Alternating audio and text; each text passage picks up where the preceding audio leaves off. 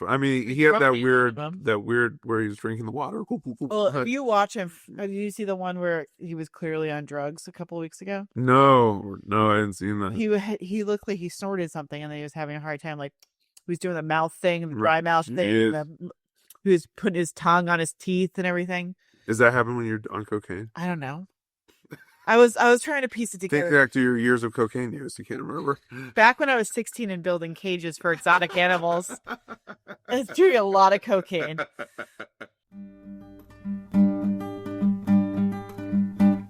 You tear down the house, then you put up the rent. You pocket the cash, and you crush all dissent. Hello and welcome to the Red Diaper Pail, episode 16. We are recording on Monday, January 5th. This is a podcast about art, culture, history, politics, technology, and parenting from a left perspective. I'm Simone. And I'm John Paul. I've gotten my voice medically altered to make it superior for podcasting. It sounds like you're trying to hide your identity. No, I thought this is the register people are looking for when they tune into a podcast. Especially when it squeaks. Yeah. So yeah. Don't do that. John Paul is sick with something. Yep. That none of the rest of us have. We've been holding off podcasting until my voice improves to the last possible second. And, it's a good thing we did because there's been no news this week at all. So it's been really quiet. It's been a beautiful, restful, peaceful start to the new year. And did you have yourself a merry little Christmas? It was fine. It was good. It was very good. It was really, really exhausting by the end. So the kids went back to school today, which was really nice. Thank God for public education. Yeah, about that. It's not going well. And I was so happy that they were back to school that it was almost nice to go back to work. Not a problem I have. Remain unemployed. So, is there any chance your voice can get through the next hour and a half? I think I'll have to talk a little bit less than usual. Oh, gosh. Which I think would probably benefit the podcast to a large degree. Between that and the fact that our artifact's written by a woman, this is going to be like the feminist. The most feminist episode. I'm not sure how a podcast hosted by a woman could be so sexist as to not have had one artifact by a woman up until this point. I'm only hosting it so you talk less. Oh, I see. It's just not just a monologue. Yeah, so a couple things. Our artifact once again is coming from the Artifact King, my father, who's been providing the artifact guidance for several weeks running now. So keep it up, Dad, and other people also send us things because we have a lot of things on our to-do list. And I think this might be the first artifact we have that is a woman writer, which of course is wildly problematic. And we'll try to do better. Maybe like women? Like you're talking about women will try to do better? Yeah. Create more stuff. When women of the world will try to write things that are worth making fun of on this podcast. Oh no, we had that great feminism debate. That was all content from women and Ross Duty Hat. Oh yeah. All right. Well, I mean, Duty Hat was the star of that for sure. So, it is January 5th. What has happened in the world? Well, the FBI has arrested a drug trafficker, which is most important arrest in the history of the world. He happens to be the sitting head of state of Venezuela, but yeah, we've seen there's plenty of photos of him being arrested. Yep. That seemed to be an important element of this. Yeah. So there was an American-backed coup. Yes. Sort of. I mean, sort of. I think it's what it is. I think there's a lot of takes going around. Some of the really bad ones, I think, try and make Maduro seem like a leftist. I don't think there's any meaningful way that Maduro's a leftist. No. If anything, he's undone some of the things that Chavez did, which were progressive. Sure. Basically, he's a neoliberal and he has presided over an explosion in corruption. So a couple of things, though. One is like there's been an absolute catastrophe of an economic situation in Venezuela. And that justifies a coup? No, it certainly does not. Oh, okay. Most of that was orchestrated by the United States very intentionally, and part of it was the fall in the cost of oil. But even that itself was orchestrated by the United States intentionally, with a vision of deposing Chavez and Maduro by doing a lot of fracking in the United States. And this is a bipartisan policy to get rid of this government for a long time, and it has a lot less to do, I think, with whether he's a leftist or not than it has to do with his alignment with Cuba and alignment with China. Well, I think their alignment with Cuba and China might have something to do with the fact that they all call themselves leftists. Yeah, they have a rhetorical relationship to the left. Yeah, that's it. I mean, I think that's the way. They have a rhetorical way of cleaning what is essentially capitalistic economic policies, but making it about the people. I mean, you're gonna do Cuba dirty like that? Well, I think Cuba has a more legitimate claim to being actual leftist, but I do think, like, most people don't know this, but the Fidel Castro didn't mention socialism as a guiding principle of the Cuban Revolution until the night before the Bay of Pigs. So they're well established in power before they even ever mentioned this. So in what sense was Cuba a people's movement for socialism? If no one knew that's what they were building, I think what they really wanted was to get rid of Batista and have a nationalist versus a pawn of Western imperialism in power. And that's similar to what Chavez did, I think. And I think a lot of people on the left are predisposed to defend this because they understand how horrible U.S. imperialism is. And that's all true.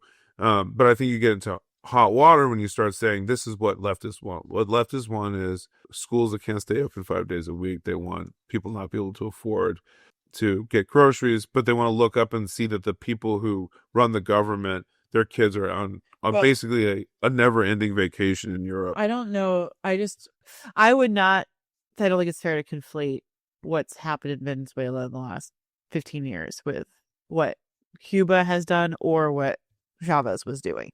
You can, even if you have arguments about what Chavez was doing as being rhetorically leftist and largely failing at state building, and even if you have arguments that that Fidel might not have led with socialism in his writings, even though it's clear that it was communist. If you look at, I don't know, anything that Che wrote, I think it's not a good comparison to compare. Leftists want Maduro's Venezuela. Sure. And that is also borne out by looking at Cuba. That's just the only people that think Cuba and leftists and Maduro's Venezuela are the same are Marco Rubio. There are leftists in the United States who defend Maduro's Venezuela as actually existing socialism. That is wrong. I think we can agree. Okay, that's the point. That's the point I want to make. Okay. I think the more important thing is that I think it's important for leftists to critique how do we prevent what we know is going to happen, which is the imperialists are going to attack. And they did not do a sufficient job of that if what Chavez was trying to build was a leftist project. Sure. But the more important point is the United States manufactured a economic crisis, which led to a immigration crisis, which affected not just the United States, but many neighboring countries in Latin America, Colombia, principally. That immigration crisis created this excuse to intervene directly in Venezuela's government.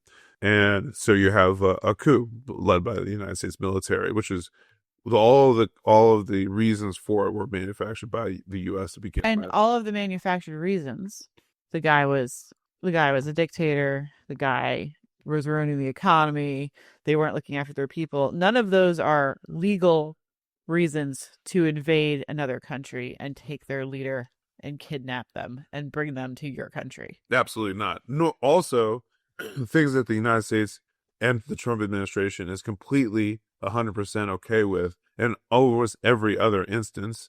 You look at Saudi Arabia, look at El Salvador, you look at Brazil under Bolsonaro. You don't think they're going to go kidnap anyone from Saudi Arabia? Right. They're not get MBS and put them in a triumph for any of the things. No. They're completely fine with that. It has to do with who are you a dictator on behalf of, much less than if you're a dictator or not. the thing that Maduro is accused of doing is overturning the election, which is ironically exactly what Bolsonaro has been locked up in Brazil for documented trying to do, which is why Brazil got hit with tariffs by the United States. So in one case, wait, so to slow it down, you're saying Maduro's accused of something, Bolsonaro's accused, and there's evidence of that something. Brazil, the people of Brazil, or the Brazilian legal system, which has some standing when it comes to the Brazilian leader, put him in prison, and Trump punished them with tariffs. Yes. And the reason for that is that, and I think this needs to be looked at less as, this is the lens, is pro-China versus pro-U.S. The United States has decided under Trump that it will no longer tolerate interference in the Western Hemisphere by China. And this is the first salvo, and their willingness to use their military to do something about that. The only place that the United States really has an advantage over China at this point is military spending and military prowess. And that's largely been sidelined by like the liberal order, which I think they've decided is a decadence. Like, we can no longer afford to like pretend that we're the good guys. We just have to do what it takes to rein in as much as we can as we prepare for this global conflict. And I think this is a sign of that. That's the direction we're headed. Sure. So who's in charge of Venezuela now? The vice president was sworn in. Not Maria Machado, which is fucking hilarious. There is at least some justice in the world. She does not have the support she needs, so Trump has just... She's not respected. She's just not respected. Has moved on from her. I imagine it's because he's jealous that she got the Peace Prize and he didn't, and why would he waste his time with that bitch? Yeah, I thought this was kind of like a cheeky little thing, but then I'm thinking back to him going, well, if I'd asked her for it, she probably would have given it to me. And I'm realizing he really did want her. And I saw a report today that he has decided that she's on the outs because she did not refuse the award on his behalf. That she shouldn't have dedicated it to him. That she should have refused to accept it. Again, this is a good example of, if you decide to cozy up to these people, they will never feel they owe you anything. But who's really running Venezuela? Apparently we are. Yeah, so not John Paul and Simone. No one is saying. No one's asking us about that. I'm declaring myself. That's what you do in Venezuela. You just declare yourself the president. And I would decline. I would say, you know what?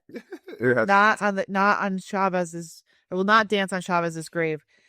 Which got blown up too. Which apparently can you imagine what assholes?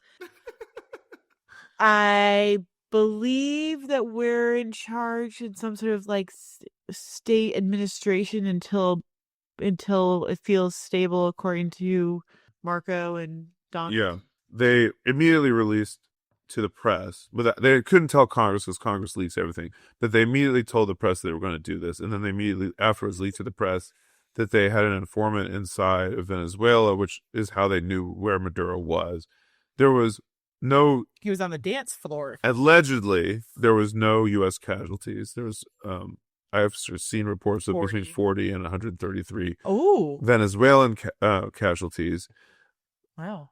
This looks very clean and competent for the Trump administration. And I think that's the thing that's weirded everyone out a little bit is when Bush did a similar stuff, it looked like a mess. Pretty good initially and looked really bad down the road. Well, some of it looked bad all along. Like Gaddafi looked bad from the get.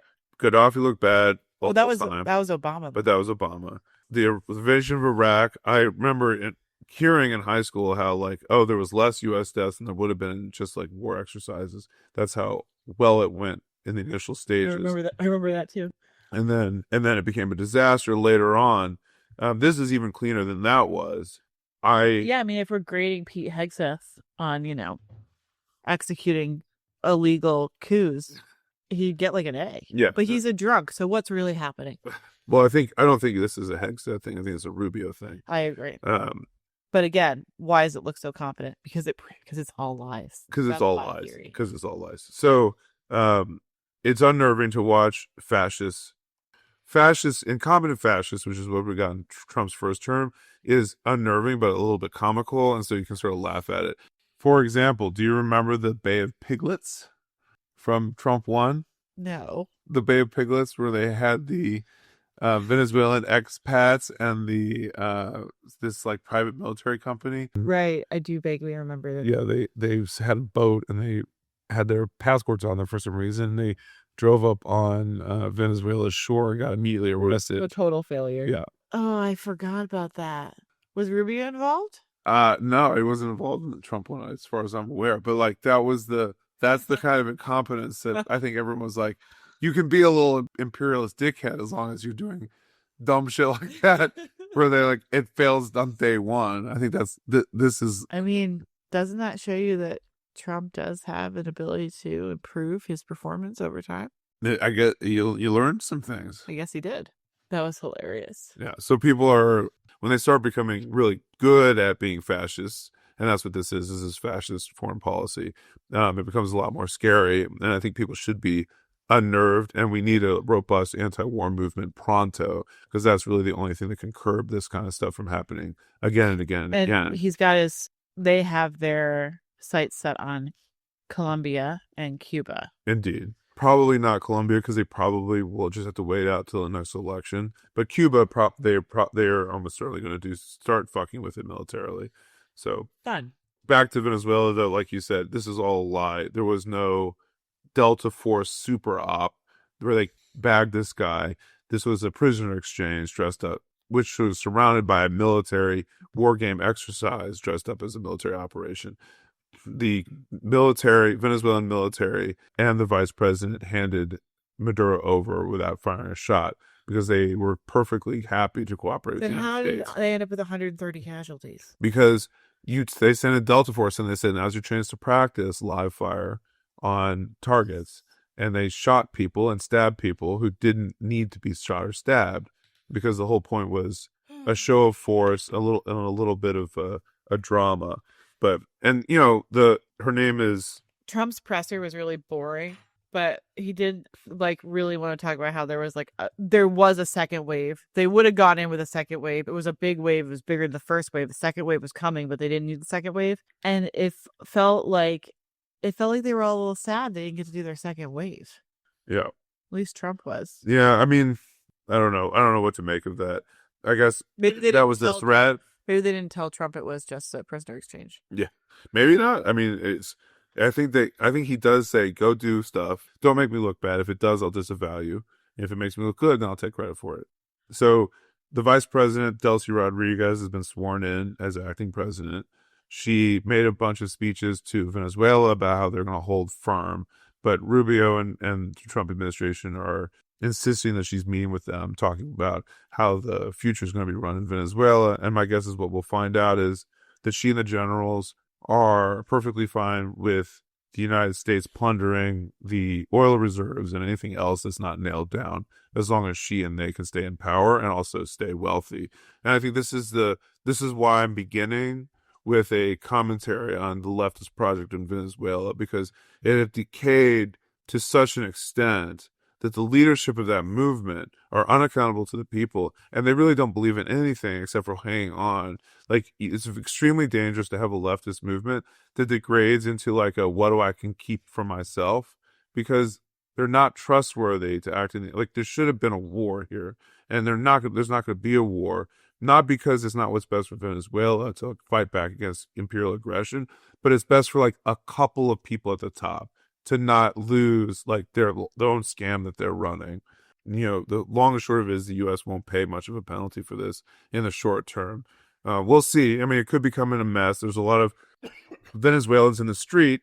You'd want them to be unified around a vision of something that they can really fight for, and I don't think Maduro is that figure. I really don't think Rodriguez is that figure. Yeah. Apparently, she did not mention one of the most powerful people in the country politically, which is the Minister of the Interior, in her speech, and you wonder whether that's because he is a threat to this situation, but we'll see. I mean, yeah. I also think you're taking a broader geopolitical lens, but it's worth and then maybe this is what you mean when this is fascism. This is a war crime. You cannot kidnap someone else's a leader, even if you call him a dictator. Mm-hmm. There's just as much evidence that he's democratically elected that he's not democratically elected. Mm-hmm. This is another example of like any idea of rule-based order or international law is gone.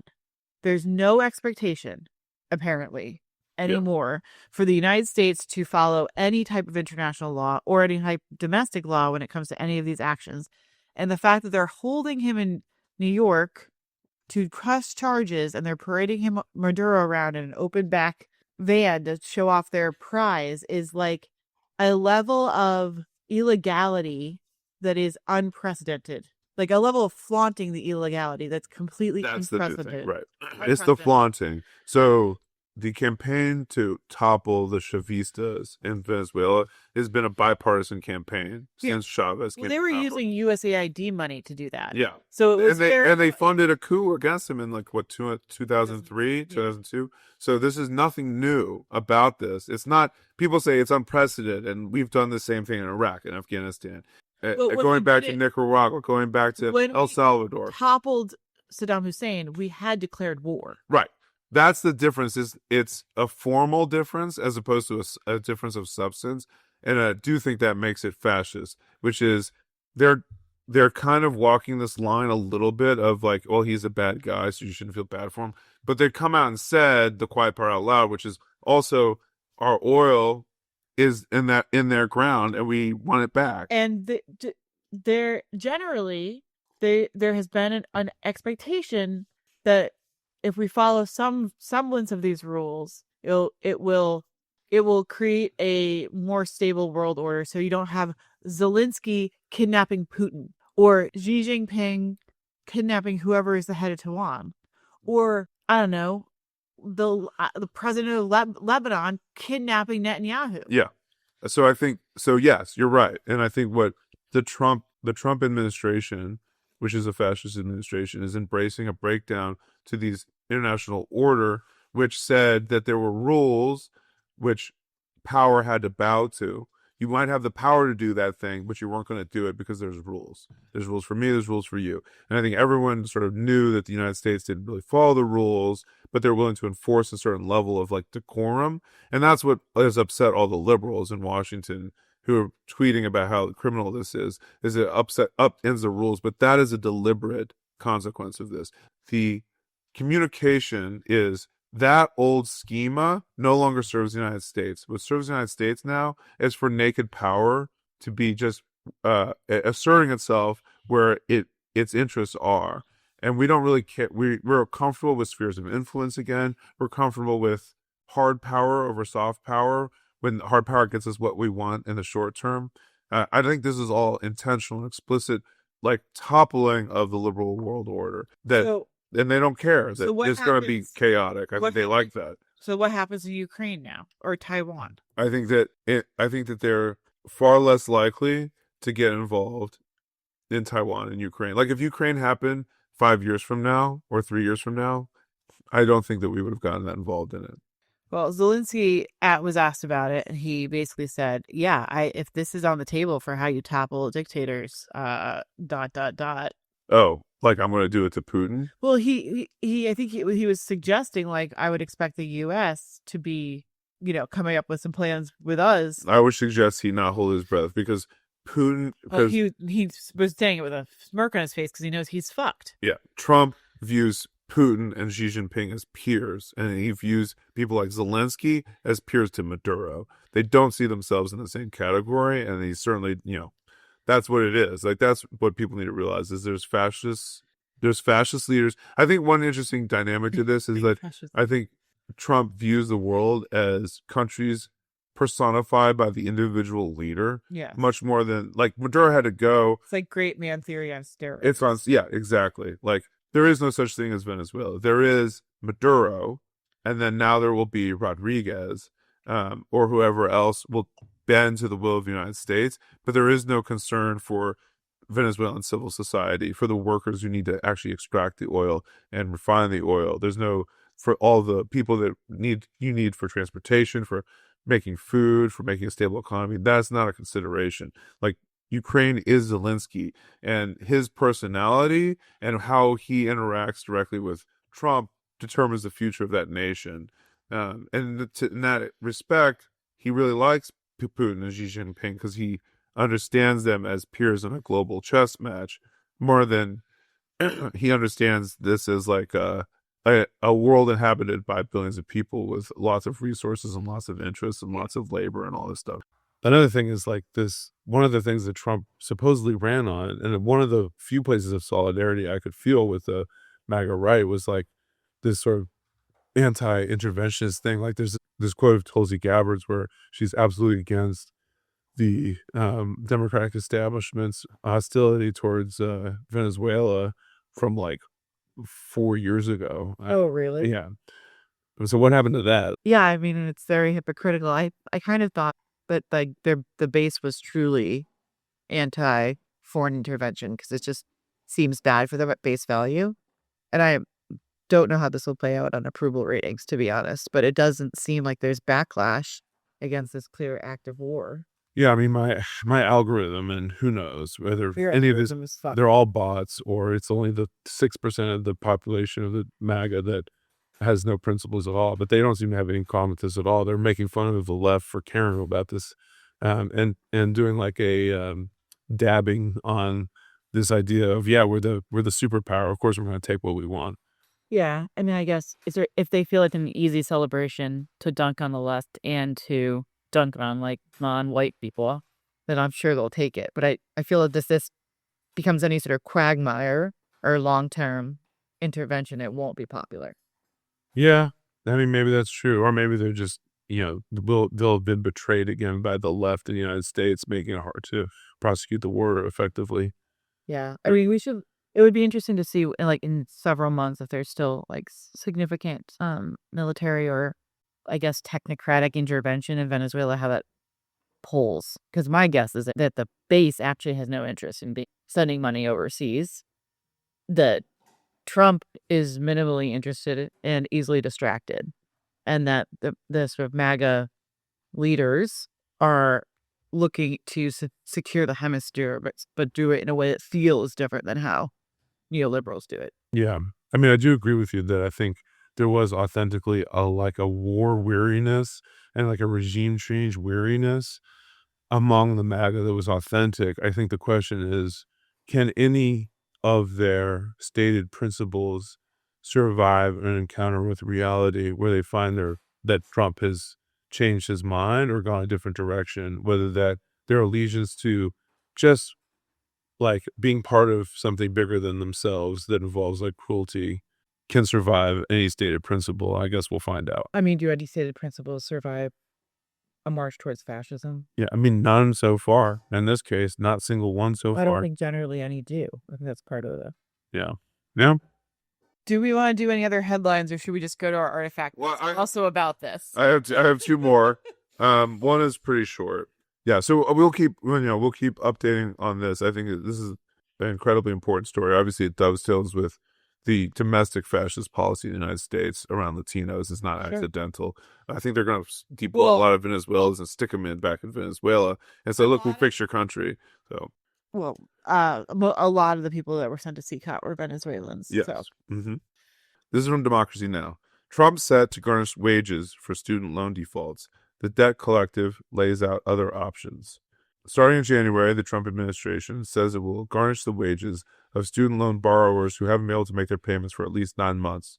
This is partially because they're ending some COVID-era protections for student borrowers, and it's also just kind of like a sudden kind of nasty attack on college debtors. Yeah, really. What do you we don't have to spend a lot of time on this. I hadn't heard that headline, but it just seems mean and vindictive. I mean, of all the people to worry about collecting debt against, young people with student debt seems to be just like rude.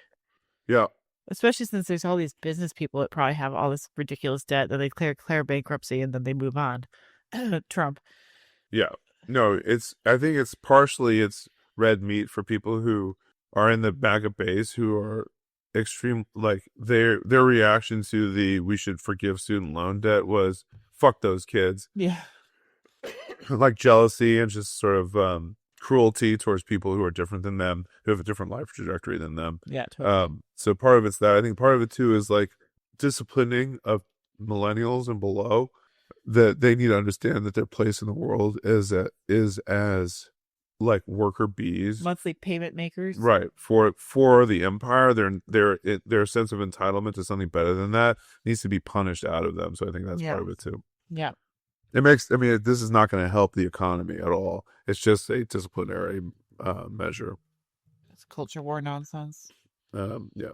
All right. Last but not least, there was this big old hubbub about this little man. Which one? Little 23-year-old man. His name is Nick Shirley, and he went to Minnesota to expose what was already being investigated, which is that there's a lot of fraud.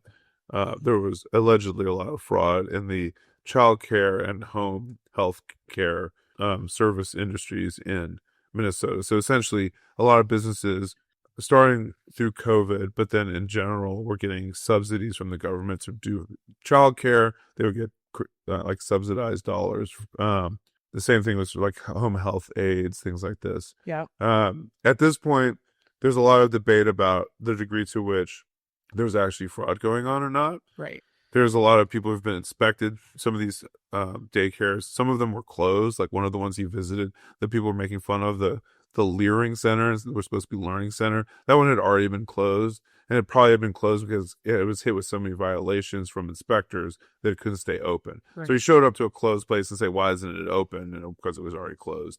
But so there's bullshit like that. He said things like, "Oh, why are the windows blocked out?" Which is like blacked out, that's common practice for childcare. You don't have when the people be able to bring cameras inside of the building. Yeah. My guess is there's also kind of some fraud going on. And I think that because Walz has decided to not run for re-election, and I think it's because he knows that when the full extent of this is revealed, it'll be a lot of money that went to places that shouldn't have been going to.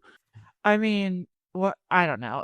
These like right-wing YouTubers that are trying to like make people's life miserable by busting open some quote-unquote fraud, those stories are enough to make me stop listening. Yeah, because we saw this with Acorn, we saw it with Planned Parenthood. Yeah. So this is a little operator. Yeah, these little guys are annoying to me. So I haven't really been following it. I did look into it a little bit, and like Nick Shirley has this person he's working with who's like the real guy with the tips. Yeah. And he sounds like the Intercept figured out who he was, and he also is a real right-wing asshole who's been like really rabidly focused on this for years.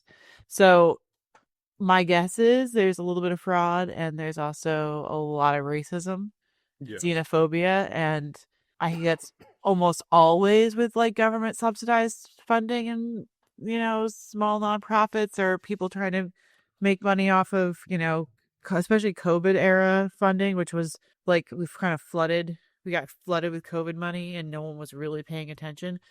They couldn't really investigate because they couldn't go to public. So I think that, yes, there's a little bit of fraud. I'm surprised it's enough to make Tim Walz stop running.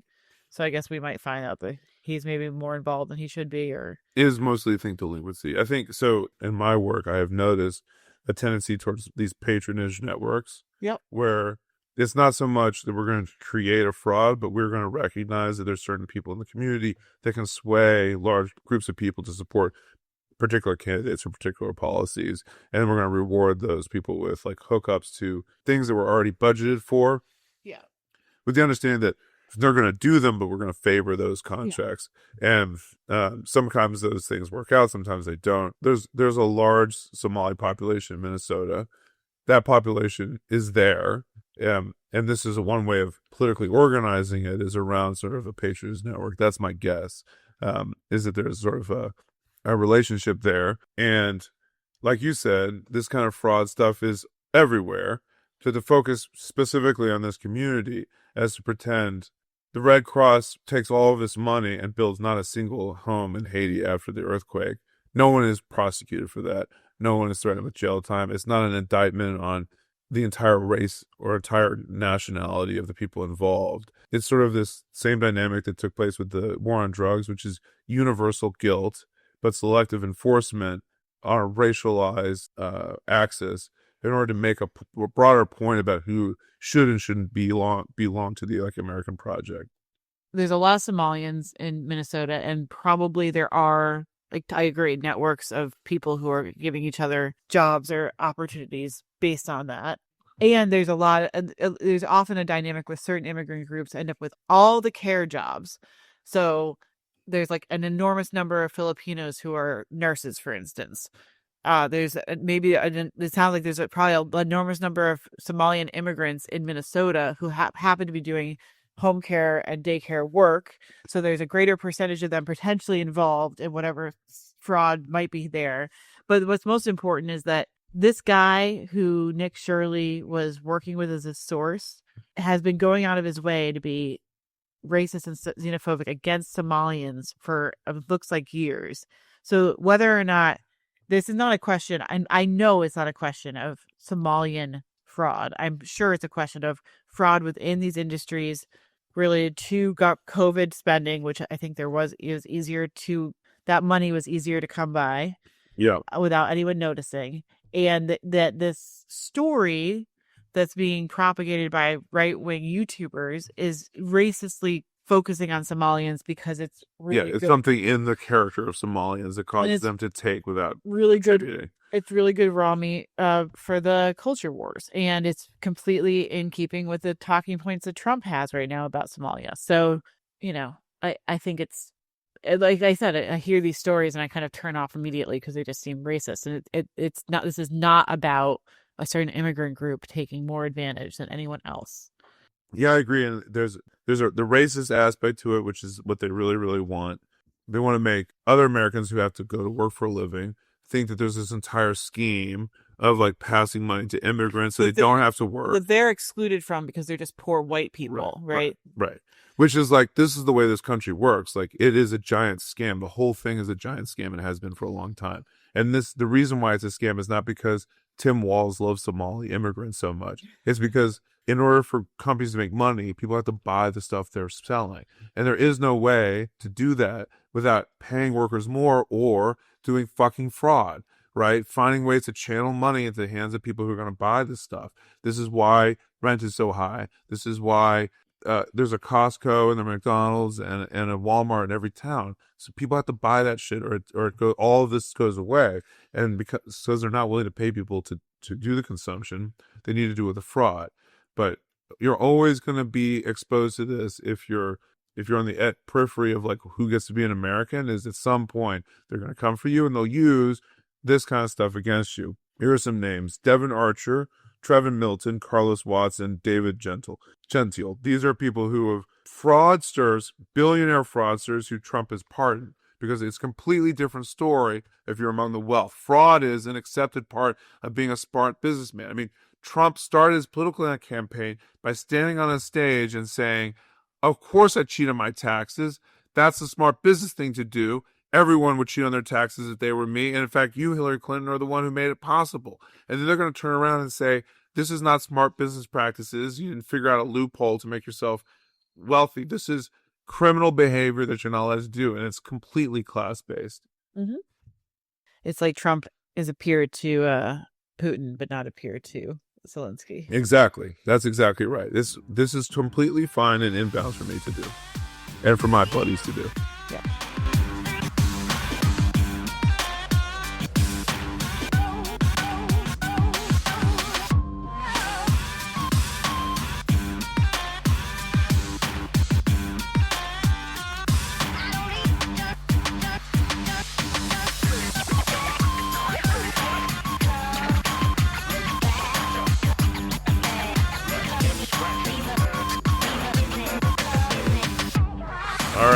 Have the artifact this time. I do. Again, hat tip to my father for providing content. This is from the American Prospect. It's an article called "The Narco-Terrorist Elite: Why is Marco Rubio so hell-bent on making Iran-Contra again?" Ooh. Little Marco, all grown up. By Maureen Tkacik. Why'd you pick this? I picked it because, well, it's kind of the backstory on Marco Rubio and various very illegal drug trafficking schemes is kind of amazing. I didn't know about any of it. So like, that's kind of fun. Yeah. And I thought it was a fascinating look at maybe some of the why behind these politicians' interests in pursuing some countries and not other countries when it comes to drug trafficking. Like, we all know it's kind of hypocritical, but like these guys are like really wrapped up in some bad shit. Yeah. All right. And I feel like it's like actually not talked about very often. I'm interested in hearing more about Rubio because he's kind of been, after Trump bodied him, he's kind of been quiet. And I was surprised to see him crop up as the Secretary of State. That's like a big elevation of his. Yeah. After he was sort of relatively obscure. But he seems to be the big winner in all this. Like, he's got the Trump stamp of approval now. And at the same time, he seems relatively clean from like the ridiculousness that like Patel or Hegseth is dealing with. He's one of the only ones whose approval ratings aren't getting hammered. So It's really interesting. He's as close to a competent manager of empire as they've got in there right now, I think. Well, at least he appears so.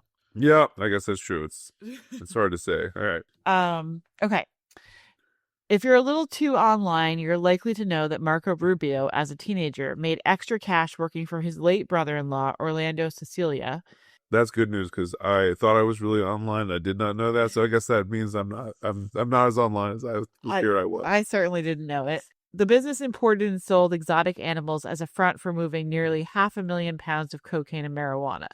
It was later said, when Kingpin Mario Tabrao became a main character on the monstrously popular documentary series Tiger King, that the cocaine was actually stuffed into the bodies of vipers and boa constrictors, though an 80-page indictment of this enterprise makes no mention of that, and Tabrao has been known to sue those who accuse him of animal cruelty.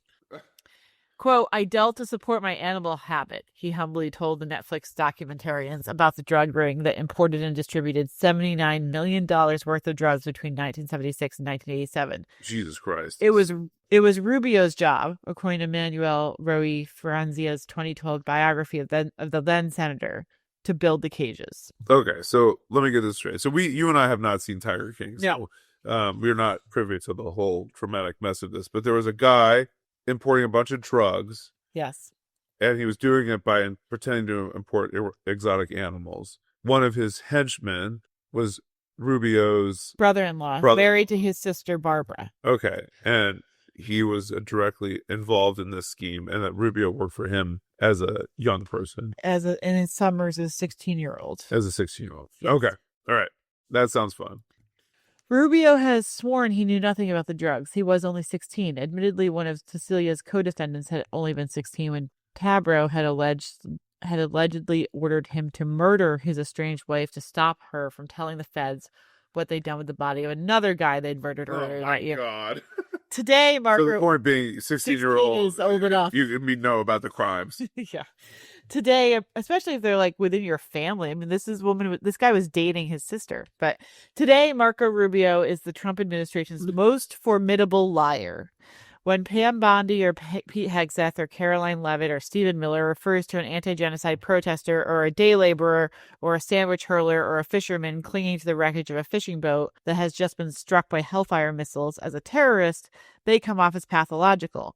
But Rubio's approval ratings are the highest in the Republican Party. Even as he is the architect of what is arguably Trump's single most cynical policy, the scheme to appoint drug cartel bosses and their cronies atop the governments of every Latin American country in the name of fighting drug cartels. Wow.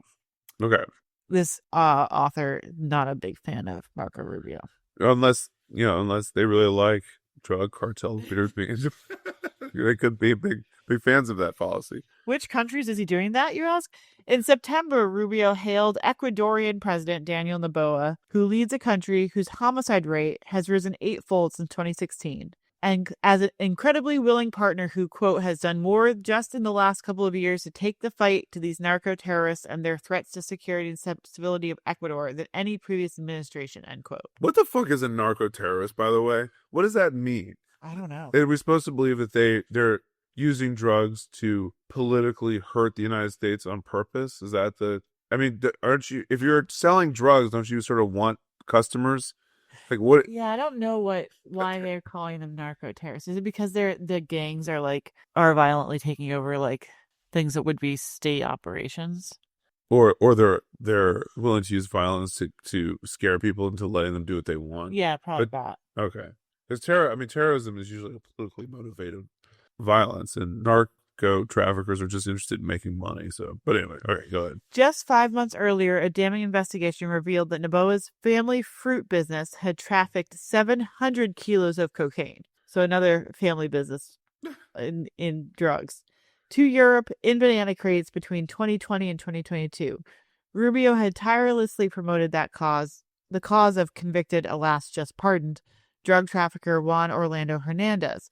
In 2018, Rubio personally and publicly commended Hernandez, then the president of Honduras, for combating drug traffickers and supporting Israel. Just 7 months before his brother was indicted for trafficking 158 tons of cocaine and containers stamped TH for Tony Hernandez. Rubio has raved about the crime-fighting efforts of Salvadoran and Argentine junior strongmen Nayib Bukele and Javier Milei, in spite of the former's documented alliance with MS-13 and the various Miami cocaine trafficking scandals that enveloped his Libertarian political party last fall, as well as both leaders' slavish devotion to the drug cartel's single favorite mode of money laundering. Rubio has been one of the Beltway's biggest backers of the newly elected Chilean president, Jose Antonio Cast, the son of a literal Nazi war criminal, who has spent his entire political career lionizing, whitewashing, and promising a restoration of the brutal reign of Pinochet, who personally ordered the Chilean army to build a cocaine laboratory, consolidated the narcotics trade inside his terrifying secret police, and then allegedly disappeared key conspirators like his secret police chemist Eugenio Barrios. Jesus, yeah, this guy's like a legit Pinochet follower. Yeah, I mean, these are some very experienced individuals that they have at the head of state in these countries. Yeah, I mean, it's crazy. It's like, because they're right wing, because they're pro-US, therefore they're against drugs and drug trafficking. I mean, are Americans this stupid to say, oh, all these drugs that are not coming from Venezuela, we must have our military go handle that and not give a second thought to any of these other people? I mean, I don't really know who this narrative is for, but it does seem like we're just expected to believe it as window dressing when it's clearly just politically. I guess that's what it is. It's like, this is good for the United States because we'll get the oil. And like, don't tell me to feel bad for this guy. I mean, I wouldn't feel bad for Milei either, but Milei is doing what we want right now. So I don't really care if he does it or not. Are you a right winger doing it or not? Yeah, that's what this article is about, I think, is. Right. Well, these guys that Rubio's friends with are serious right wingers. They're also serious drug criminals. And for at least a decade, Rubio has lauded, strategized with, and viciously condemned the multitude of criminal investigations into former Colombian President Alvaro Uribe. That brings us to Rubio's current campaign of state-sponsored terrorism against Venezuela and fishermen emanating from there. On the pretense that Nicolas Maduro runs something called the Cartel of the Suns, which has flooded the United States with cheap cocaine. The case that this is anything but a fairy tale is laid out in a 2020 indictment, whose insanity I hope to explore soon, but its flimsiness is also underscored by the puny vessels SOCOM has chosen to drone strike into oblivion. Yeah, I mean, all of the drug trafficking to the United States from cocaine is either coming through the Mexico border or coming up the Pacific Ocean. It's not coming through the Caribbean. All of that is going to Europe. I fail to see how that's relevant. Last week, Berkeley professor emeritus Peter Dale Scott wrote a letter to the New York Times disputing the newspaper's characterization of the remarkable dissonance between Trump's simultaneous massacres of subsistence traffickers and pardoning of a convicted trafficker of more than 400 tons of cocaine. Actually, he pointed out, the contradiction was markedly unremarkable. Quote, the ill-conceived and deliberately misnamed war on drugs has been a cover for contradictory CIA involvement with drug traffickers for decades, end quote. The letter he wrote, which you can find on his website, is well worth reading. Peter Dale Scott knows a lot about this stuff. But I think that gets to the heart of it, which is there is no war on drugs. There's only a war for the U.S. to control it and to make sure that the money is flowing where they want it to flow. Right. As with everything else, the United States is the major consumer base that is required for capitalism to function in the world. If that is true for Doritos, it's true for vacations, it's true for blood diamonds, and it's true for drugs. And all these people will understand the United States is the key place you need to be selling this stuff. The CIA has never really been against that. They've only been against who's doing it and why.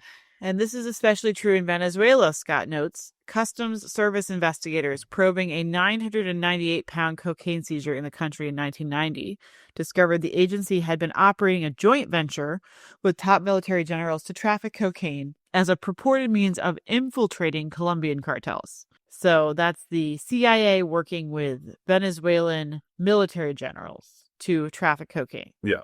The venture had been nicknamed the Cartel de los Soles, and the Times itself reported that it had successfully smuggled tons of cocaine into the U.S. with virtually no accountability until Hugo Chavez imprisoned the general who had spearheaded the cartel and expelled the DEA from Venezuela, at which point it became fashionable to finance industrial sabotage, military coups, and ultimately terror attack projects under the premise that Venezuela was a narco state. Bingo. 100% true. Yep. Yeah. There you go. As historian Greg Grandin, we love Greg Grandin, except for his take on Noam Chomsky. As historian Greg Grandin pointed out in a recent podcast appearance. What was he on? Chapo? Let's see. Useful Idiots. Useful Idiots. Whereas in many realms, the scale and breadth of the Trump administration plunge into mafia rule, it is truly unprecedented. In Latin America is more of a continuation of policy that dates back at least a century. And that's a good point. This is not new. This is really not new. I mean, this is where the drug war started with the United States manufacturing it and then have been using it ever since. Yeah, it's kind of a return. I think it's just a continuation, but they're just being more vocal about it. I think what happened was the United States really was a global hegemon at the end of World War II. Right. And they were able to focus attention on South America, Africa, and the Middle East. And as their power has declined, they've attempted to focus everywhere, but their focus on the Middle East and their actual lack of ability to control everything around the world has led them to lose focus on South America and Africa. And I think this is one of the things that Trump wants to do now is admit that we can't focus everywhere, but the single-minded approach to maintaining dominance in the Middle East is actually hurting some very important strategic stuff. You can't have China taking oil out of Venezuela, which is a couple 100 miles from Washington, D.C., while you're hyper-focused on what's happening in the Middle East. Fair. Quote, behind every single horror that Donald Trump represents exists a long train of U.S. presidents that have first put in the policies that make what Trump does possible today, Grandin says. Few Americans have learned this lesson the hard way at such a tender an age as Marco Rubio. Okay, so this article goes on to get into pretty interesting detail about the Iran-Contra scandal, which I finally understand now. For some reason, much like how does a car engine work, I just kind of glaze over when anyone says Iran-Contra, but I think I now understand. So this connects it to the Iran-Contra scandal, and then how that scandal is connected to Little Marco's family business. Yeah.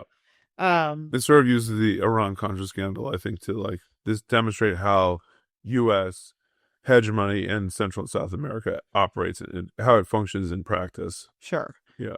And they just at the same time getting background on Marco, who apparently was a very devout high school football player and kind of a goody two shoes, as much as you can be a goody two shoes if you're working for a drug cartel. And he was just making the cages. Marco's, a high school student. You have the criminal trial of Tabrao, who's the guy that's the Netflix special is about. Turns out, this guy is a CIA spook. So the guy who was prosecuting Tabrao, Dexter Letnin, moved on to prosecuting Noriega. Yeah, which is the closest parallel to this, although Noriega, they were actually in a war when they kidnapped Noriega. Oh, yeah. They just kidnapped him, but... Yeah, the Panamanian dictator Noriega. So that's all happening. The summer after the U.S. gets Noriega, Marco Rubio scores an internship with Lehighton's wife, Eliana, the daughter of another CIA-affiliated anti-communist Cuban exile. Right. Okay. So there's a whole little community of ex-Cuban folks in Florida, and they're highly involved in drug trafficking. They're highly involved in espionage, it and also propping it up, and also being CIA assets. This woman had just been elected the first Cuban American member of Congress. Little Marco gets an internship, and begins this sort of, I guess, a life of politics, despite or because of all his connections to all of this drug trafficking and drug prosecuting and general anti-communist CIA assetness. Yeah, there's some innuendo here because there's not really the smoking gun you'd like for there to be if he was 16 years old and working for his sister's boyfriend. But he's well connected to this group of people who have been hell bent on regime change in Cuba since they were told to take a hike without their private property. So my theory here is that a lot of this, even though he does seem like the most innocent guy on the stage in this administration of clowns, I think a lot of the extreme anti-immigrant get all the Venezuelans and take them to CCOT. I think the attack on the fishermen boats. I think this, what do you want to call it? This kidnapping operation of Maduro. Mm-hmm. And now how Trump is talking about it, how we're going to take Venezuela's economy, we're going to get back on track, we're going to use the oil and the resources to starve out Cuba. I think this is Marco Rubio's foreign policy. You think he has a particular obsession with Central and South America because of his roots? I think he absolutely has an obsession with Cuba. I think he hates that Cuba is communist or whatever you want to call it. And pseudo-leftist. I think he would there would be nothing better for his personal legacy than to be able to get his hands on Cuba. I mean, I listened to Donald Trump this morning and they already are starting to serve it up, which is that it's natural that Cuba would be next because when Venezuelans' resources are no longer available to Cuba, which they will not make them available now, they completely control them now. Yeah. What does Cuba do? And they're seriously weakened. And if you have a precedent now where we just go in and depose leaders and take over administration of countries, Cuba's got to be easier than Venezuela. Yeah, I mean, I suspect that Cuba is not easier. So one thing is that there for a while Venezuela was gifting oil to Cuba, which Cuba was using to keep the lights on, and was also selling it to get some cash for things they needed. It's very hard if you're Cuba to get any kind of international trade because of the sanctions regime. And a lot of this, all these sort of leftoid, pink tide / red tide countries in South America, their economies suck. The economies suck because they're intentionally sabotaged by U.S. sanctions. And Cuba's been very, very resilient in spite of that because they did some things right that Venezuela did not by investing in their own infrastructure and so on. But recently, Cuba has not been taking as much oil from Venezuela, and they've actually experienced a spike in the number of brownouts because they're forcing themselves to become less dependent on Venezuela. I think because they foreshadowed this, that they needed to be more independent from the strategic partnership. I also think that I suspect that the people in Cuba are more politically, and this is a big dynamic of these things that people need to understand too, is political commitment to a political project is a huge factor in how hard it is to pull these things off. So, but the people of the Bolivarian Revolution are not politically committed. I think that they would be if Chavez was still around, or they would be if they just hadn't watched 1/5 of the population of Venezuela flee because they couldn't feed themselves. It's people are willing to endure pain in the short term on a political project for something better, but that is not watching people in Maduro's inner circle get rich while you can't feed your kids. That's not the political project people are going to sacrifice for. So a lot of people are going to continue to be principally anti-imperialist, and they're not going to want the gringos to come in and run the country. But there's very few people who are going to be willing to die for the system that was being built by Maduro's. That should not be a controversial statement on the left. That this is a lesson to be learned here about how you don't mismanage these things. And I think that's less true in Cuba. I think people are much more willing to fight for the political project in Cuba, even though that has also what's left of that? I mean, it's helpful to that. It is helpful in Cuba, though they do have their own. They're very used to working in isolation. Yes, that's true. And they do have infrastructure to support their country, so it's less desperate and it appears more functional. But it's not like they have Castro anymore. They have, let's see, they also Miguel Diaz-Canel. And they also have a growing economic crisis of their own, which is part of a global crisis and also part of their own particular economy, which hasn't fully run its course and will probably get worse now because it's going to be more isolated than it was before. So we'll see. But I do think that's the real prize is they can't have Cuba is a real military. It's an economic military hub for anti-U.S. operations in the Western Hemisphere for both Russia and China. And I think this is the real goal here. I think whether Rubio has like a particular personal vendetta or predilection, I think that the grand strategy here is we're much more willing to allow Russia to have its sphere of influence and China to have its sphere of influence, but we're not willing to let them have any influence in our sphere of influence at all.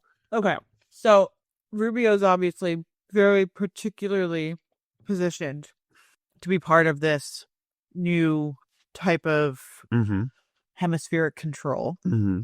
I think Trump is obviously letting him call the shots because Trump doesn't give a shit. Right. What are they thinking happens with China?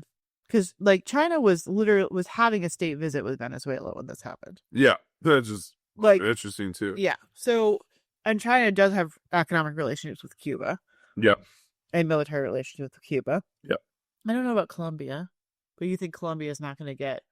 I mean, the whole thing about Brazil and Bolsonaro and Lula is because China has very close relationships with Lula and Brazil. Oh, and what about Mexico? Because Mexico's also on the shit list. And also with Scheinbaum, I think she has tried to navigate this by being agnostic about foreign policy so she can focus on domestic policy. Well, she was not agnostic about Maduro being taken. She said that was not okay. No, of course not. But she's also like, she's sort of said, I'm willing to be pushed around by Trump on international affairs because my focus is on building a progressive left movement in the country. Now, that progressive left movement, something like a welfare state, nationalist, economic project, they have a chance of becoming, I think what they're seeing is a chance of becoming like a Scandinavian social democracy than a third world South American, Central American failed state or whatever. And I think she's taking that. She's going to ride that as far as she can get with it. And she's done a very good job. I mean, she's been celebrated by a lot of places on the left for successfully manipulating Trump into leaving her alone. I think that's overstated. I think that they're happy about the capitulation, but she's on the shit list. And she comes up every once in a while about whether their tariffs are going to do in the Mexican economy or not. And every few months they say, well, not yet, basically. And that's not good enough if you're trying to build a national project. But yeah, no, I think all these places they're going to be basically told that if you have any relationships with China whatsoever, we are going to destroy your economy. We're going to kidnap the president. What's China going to do? I don't think they're going to do anything. And I think it's important to note that China has not done a single thing about this. This is their buddy who they were buying oil from. Okay. And they haven't done anything about it. And why? I mean, that does not make for a very good World War III. Why would Trump ever stop himself from doing anything? What's the restraining factor? It's hard to say. And I think that's why they felt that all of this like global world order stuff was a decadence, is because it was costing them money to maintain it. And there was no real reason for it because what's restraining us from just doing whatever we want? But we're supposedly in a dichotomous world power situation. Yeah. So what's the other world power doing? The other world power is, I think, betting on the future. They expect to be stronger and stronger all the time. They currently have something approaching a monopoly on rare earth minerals, which everyone needs. So they're focused on Africa and they're focused on the Far East, where they have much more of a sway with local governments. And Trump's calculation and maybe Rubio's is we don't need to have that sway because we're going to take care of our hemisphere. Also, I mean, the Chinese, they're communists, so they're not thinking quarter to quarter profit margins. Right. That helps. They're disciplining of their own political establishment. I mean, think about what it means to plan a global empirical strategy when you have Biden you have Obama with a completely different vision, Trump with a completely different vision, Biden with a completely different vision. Not that different. I think they are different. I don't think that's true. I think what they believe in is the supremacy of U.S. business, but how you go about that, I think they disagree on. Which president called Venezuela cleared present danger? Obama. Yeah. I mean, they all of these people have fallen all over themselves to say what a horrible dictator Maduro is. I think that the real problem isn't that the administrations keep keep switching. I think one of the real problems is that you do have business leaders and shareholders that want quarterly profits regardless of long-term planning, rationale, or if the freaking numbers they're reporting are even real. Yeah. Where in China, that would not fly. That does not fly. I agree. How economic projections work. I agree. But I think that China is building their military because they're expecting a military confrontation. Over what? Rare earth minerals? Or Taiwan, or... No, it'll be over. It'll be over. I think that if they take Taiwan, I think we don't do anything either. It's hard to say that this administration would. I thought I would have predicted much more of a pushback by the Venezuelan military than we saw, because they're going to be. Are you sure there hasn't been one? And it just it's not reported. Yeah, I mean, there's a total blackout in the parades in Caracas demanding Maduro return. There's no media coverage of it at all in the United States whatsoever. Let's say that there were U.S. casualties. There's no incentive nor any rule following. It would not surprise me at all that this administration, it wouldn't even occur to them that they would have to report that. They'd just be like, oh, we'll just won't tell them. They didn't even lose any of their beautiful equipment. All their equipment came back to... Everything came back cleaner than when it left. It was such a great operation that they had time to get everything shoe-shined. And the people of Venezuela said, please, can we clean your equipment before you get back on the plane? I am getting on the ground floor of this. Rubio 2028. Yeah. He's going to walk away from this to be the inheritor of MAGA. He's going to walk away from this the only adult in the room, having done some of the craziest shit that any of them did. Does he get away with it because his face looks so serious? I'm like curious, like why he's getting away with this, because he's just as involved as this shit as everybody else. I mean, he's not a drunk like Pete, and he's not a woman like Pant Bondi, but like, and he kind of was. I mean, he used to be like made fun of, and now he's kind of like. I mean, he had that weird where he was drinking the water. Well, if you watch him, did you see the one where he was clearly on drugs a couple of weeks ago? No, I didn't see that. He looked like he snorted something, and then he was having a hard time, like. He was doing the mouth thing and the dry mouth thing. He was putting his tongue on his teeth and everything. Does that happen when you're on cocaine? I don't know. I was trying to piece it together. Think back to your years of cocaine use. You can't remember. Back when I was 16 and building cages for exotic animals, I was doing a lot of cocaine. Because it was just lying around. I mean, I'd be cleaning the cage out, and then there'd be packet of cocaine there. It does make you have dry mouth. Yep. Follows. I'm wondering if that's why he's such a good public speaker, as he always takes a line before he gets on stage. I think a bunch of them do that. It might be why he's so accomplished. I am surprised at these guys. They just they are showered. They have a suit on. Yeah. For 18 hours a day. Yeah. They have to stand behind Trump in his meandering press conferences with completely still faces. Yeah. I mean, all jokes aside, like Hegseth and Rubio are a really interesting comparison about what makes a competent politician in America, because they both have taken the shower, they both have put on the suit, but Rubio stands in front of the press corps and the press likes him. I think he's charming, and Hegseth is like, oh God, I follow what you're saying. What's wrong with this man? It's a cocaine versus alcohol situation. Oh, that's what it is. Yeah. Stop using alcohol. Yep. Use cocaine instead. Yeah, that's what I'm going to start doing. I'm going to take a line before we record. You were already. I mean, I was pretty sure you were on Sudafed. You had a lot of energy this time around. I think maybe it's a good handicap for you to be tired.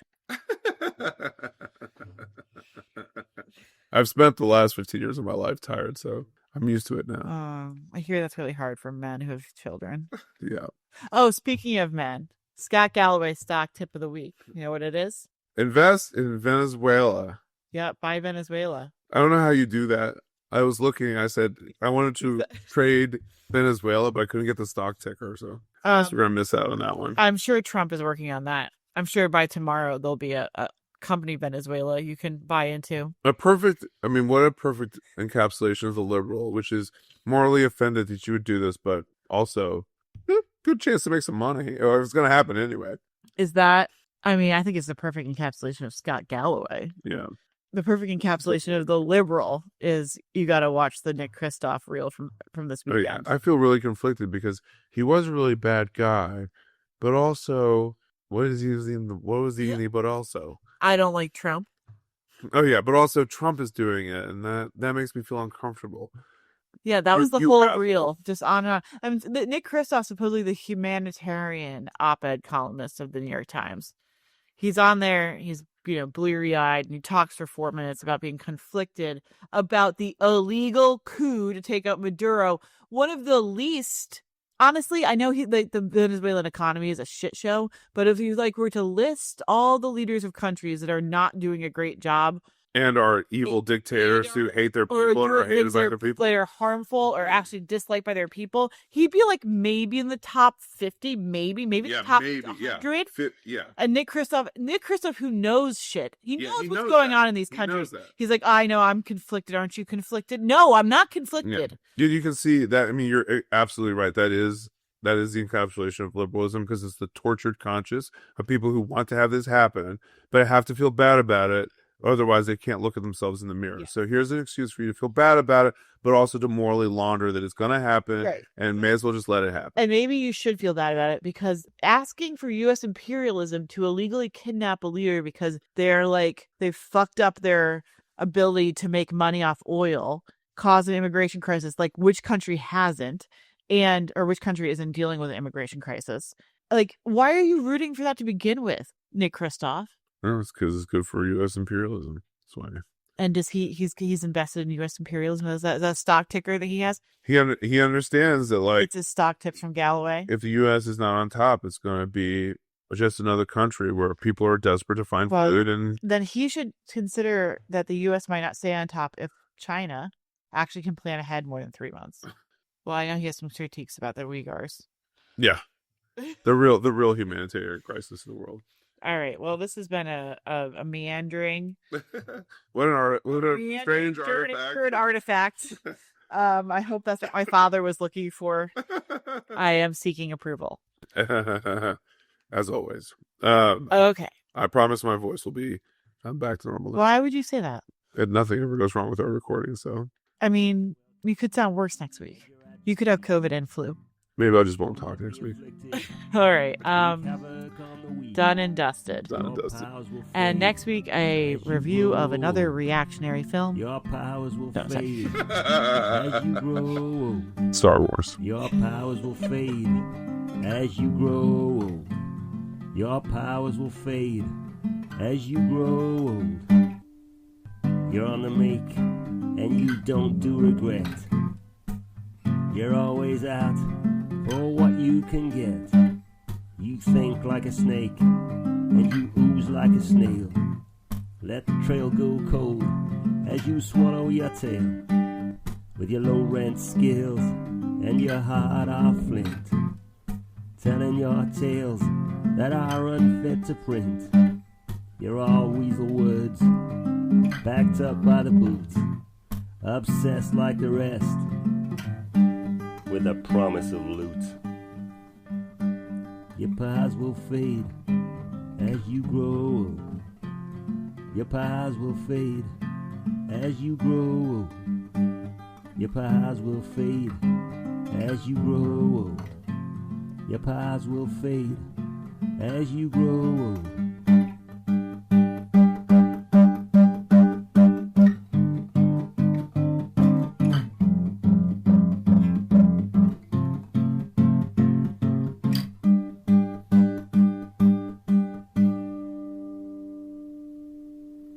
You demanded the sea, it obey your commands. You grab at the land with both of your hands. But candles will burn, and time will reveal all that you've done and the money you steal.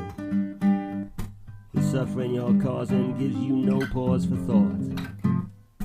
You've got your claws in the dead summer's heart.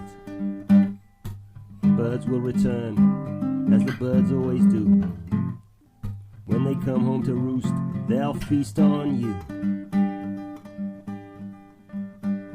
Your pies will fade as you grow. Your pies will fade as you grow. Your pies will fade as you grow. Your pies will fade as you grow.